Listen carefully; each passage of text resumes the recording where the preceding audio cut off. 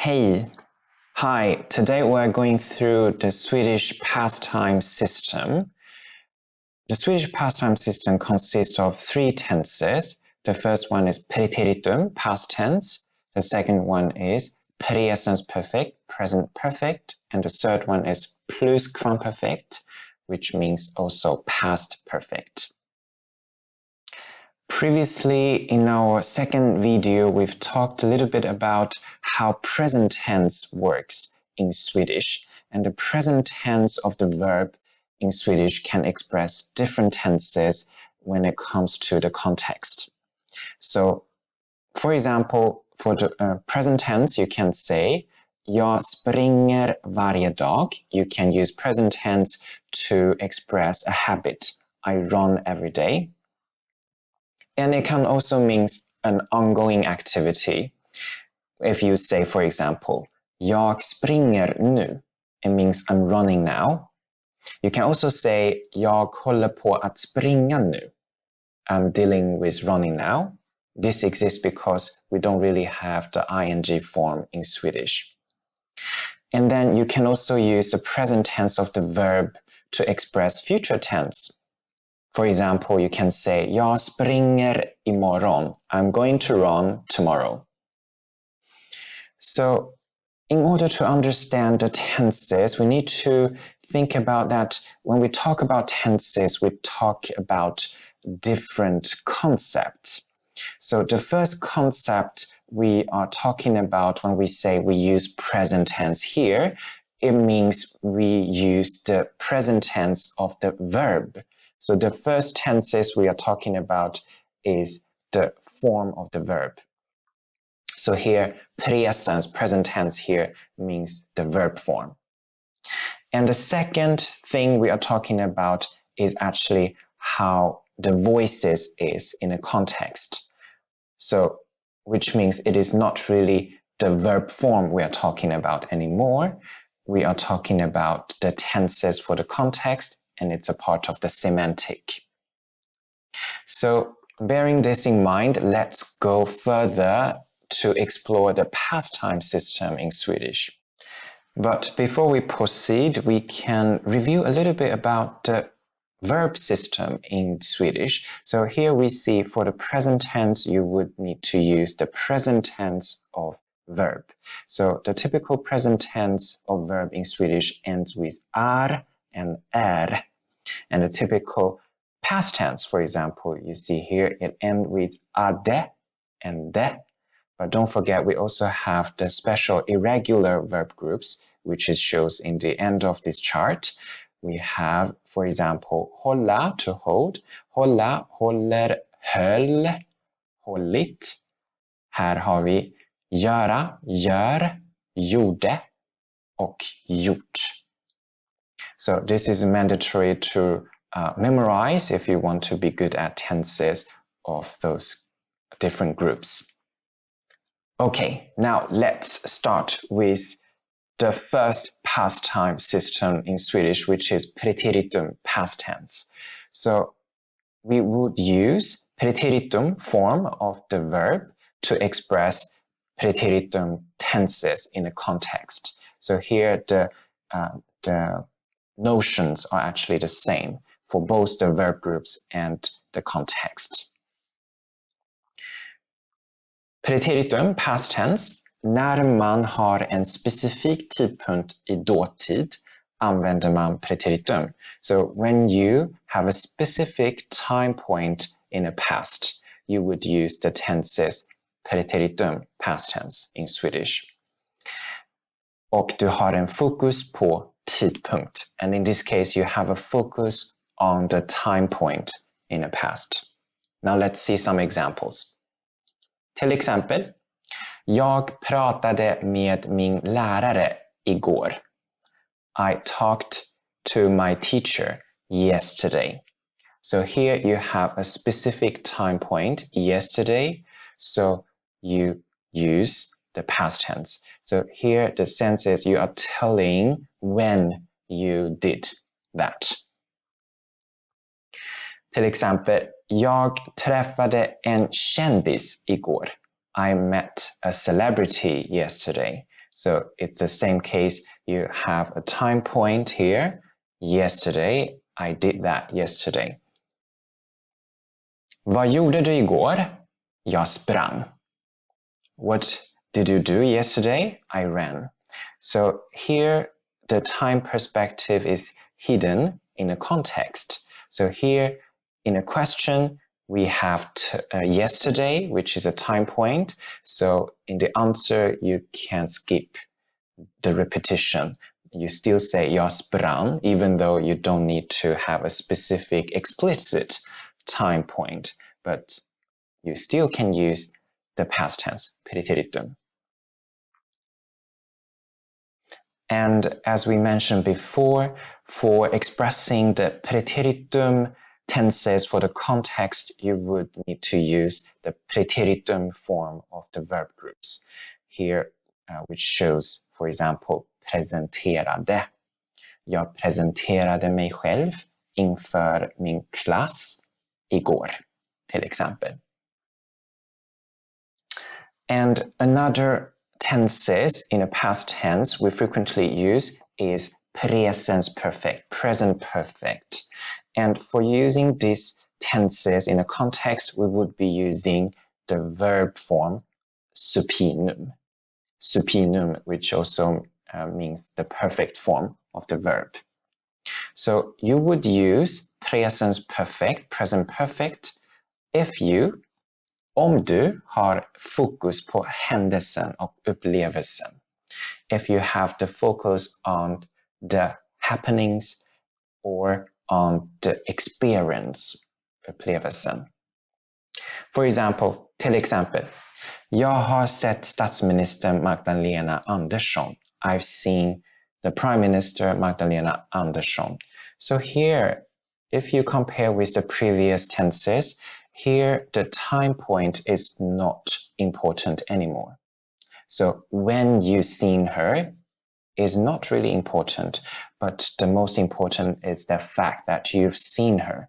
You want to share the precious experience of yours. So in this case, you would be using presens perfekt. Till exempel, vet du, jag har träffat Beyoncé. Do you know I've met Beyoncé? So here is another example that shows it is not really interesting to tell when you did that, but you are more enthusiastic to tell your friend that you've met Beyoncé. Och vi använder också presens perfekt när händelsen pågår.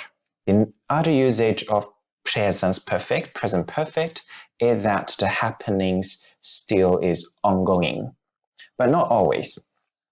So for example, jag har studerat svenska i 2 år.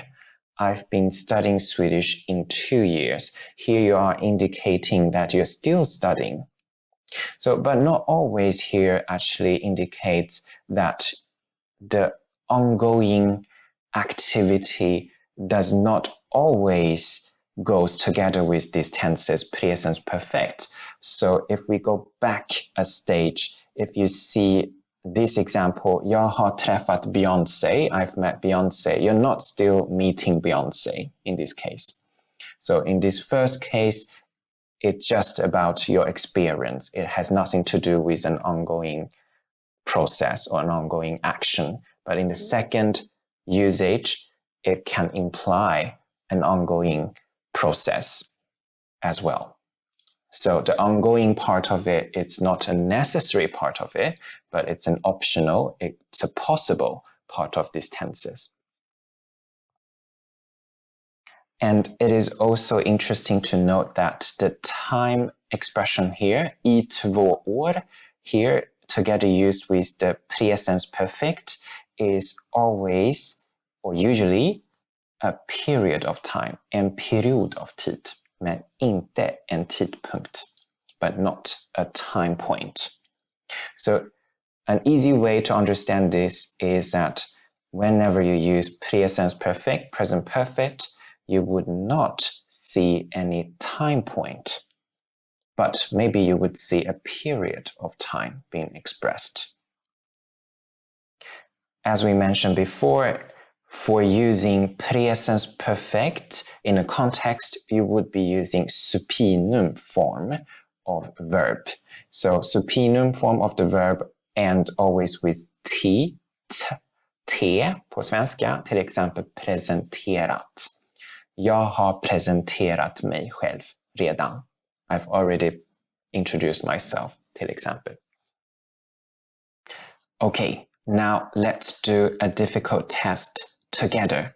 This is a difficult task. Now we're going to see two sentences and we're going to analyze which tenses are being used and why.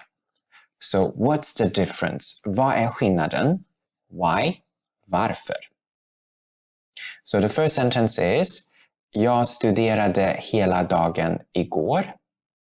And the second one is jag har städat, studerat och lagat mat igår. Jag studerade hela dagen igår. Jag har städat, studerat och lagat mat igår. So you see that we actually used two exact, seemingly the same time expression, igår, yesterday, but we used different tenses. In the first one we used preteritum, past tense, studerade. The second one we've used the presens perfekt, past perfect, har städat, studerat och lagat mat. Varför är det så? Why is it so? So maybe you've found the difficulties in this question is actually how we interpret the time expression igår, yesterday. So in the first sentence, jag studerade hela dagen igår. Here we actually interpret the time expression igår as a time point. So here you are actually seeing the time perspective as a linear time perspective. You're seeing, for example, today, idag, yesterday, igår, och imorgon, tomorrow. And so here, igår, in contrast with the other days, it's a point in the time perspective. It's a point of time. But in the other cases, jag har städat, studerat och lagat mat igår. Here, igår, yesterday, is being interpreted as actually a period of time. So you are seeing igår, yesterday, as a time span, for example, from 9 o'clock to 18 o'clock yesterday, and you're thinking about what you've done. So in a previous sentence, jag studerade hela dagen igår, you're actually talking about what you did at the time point igår. And in the second sentence, jag har städat, studerat och lagat mat igår, you're actually talking about what you have done in a period of time. And in these two cases, although we use the same time expression, but we interpreted the time expression differently. So now I hope that we've understood that we use presens perfekt, present perfect to express our experience, to express our precious memories, probably during a period of time, but the period of time is optional. On the other hand, we use preteritum, past tense, to express when in the past, in a specific time point in the past, we did something. Okay, now let's do a test together. Vilket tempus skulle vi använda här? Which tenses should we use here? Jag i 5 minuter nu. And you need to use studera. Här står det i infinitiv. Now it's in infinitive. And which tenses of this verb studera we should use here? Jag i 5 minuter nu. Yes, jag har studerat i 5 minuter nu. I've been studying for 5 minutes now. Okay, now let's move on to next question. Jag klockan 9 idag. And you need to use the verb vakna, wake up. So I 9 o'clock today. Jag klockan 9 idag. Which tenses should we use? Yes, we say jag vaknade klockan 9 idag. I waked up 9 o'clock today. Klockan 9 idag is a time point in a past. So in this case, we would use preteritum, past tense, vaknade. Okay, now let's go on to the last part of the past time system in Swedish, which is pluskvamperfekt. You can also understand it as past perfect. So here we have an example. Jag hade tänkt göra det, men. So this is an example of pluskvamperfekt, and you've noticed that instead of using the present perfect, har tänkt, here we use hade tänkt. So in English, I had thought about it. I had thought about doing it, but. So when we use pluskvamperfekt, when do we use these tenses? Pluskvamperfekt använder vi när vi vill berätta en sekvens av handlingar i dåtid tillsammans med preteritum. Here it means we use the pluskvamperfekt system when we want to tell a sequence of happenings in the past together with preteritum, together with the past tense. For example, till exempel, Lisas man hade städat när Lisa kom hem. Lisa's husband had cleaned when Lisa came home. So in this case, hade städat, had cleaned indicates that this activity happened before the past time came, before Lisa came, he cleaned the apartment. Let's see the next example. När Patrik hade varit gift i 10 år blev han kär i någon annan. When Patrick had been married for 10 years, he fell in love with someone else. Well, in this case, hade varit gift indicates had married happened before he fell in love with someone else. So dramatic. Okay, anyway, pluskvamperfekt is used to indicate this event happened before the past tense, before the preteritum, before something else. And in these tenses, we are also using supinum form of verb, presentera till exempel. So the only differences indifferent from presens perfekt is that instead of har in present tense, we have hade in preteritum in past tense. So what's the difference between presens perfekt and pluskvamperfekt? What's the difference in usage? So although they look alike, but actually they are not really good friends in grammar. They're not the same thing, actually. They are not really related in any way. So pluskvamperfekt is used to indicate a sequence of happenings. Something happened before the other things which you use preteritum, past tense for. But presens perfekt is used when you have a focus on telling your experience. So actually in usage, they are totally different. So now let's do a test in order to understand this better. So what tense should we use in the blanks? Jag deltog min bästa kompis Lisas bröllop i somras. Lisa, beställa vegetarisk mat för alla gäster. I participated in my best friend Lisa's marriage last summer.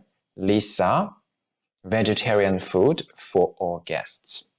So which tense should we use for this verb beställa, order?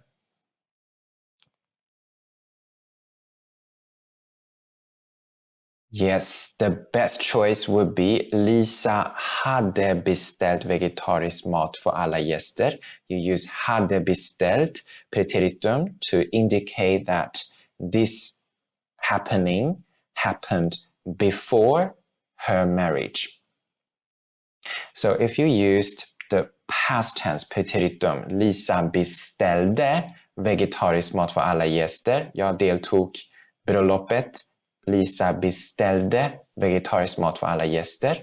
If you use the past tense, you are actually saying that she ordered the vegetarian food right at her marriage, which can happen, but not really possible in real life.